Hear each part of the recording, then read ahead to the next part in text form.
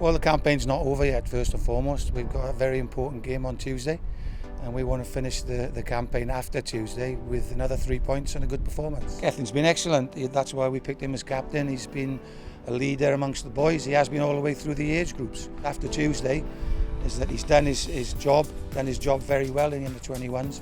Now he's got to push his way into Chris's squad.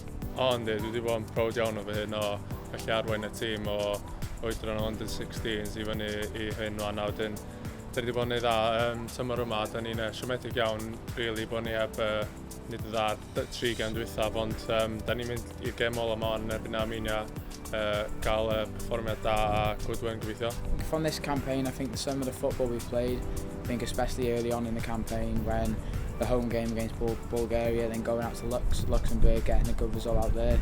So I think there's a lot of positives. I think it's important for us to go out to Armenia on Tuesday and end on a high, because I think we deserve to. I think the amount of effort the lads have put in over the last 2 years, with our aim to qualify for next summer, but that hasn't happened. So I think ending on a high, I think everyone will remember the last game.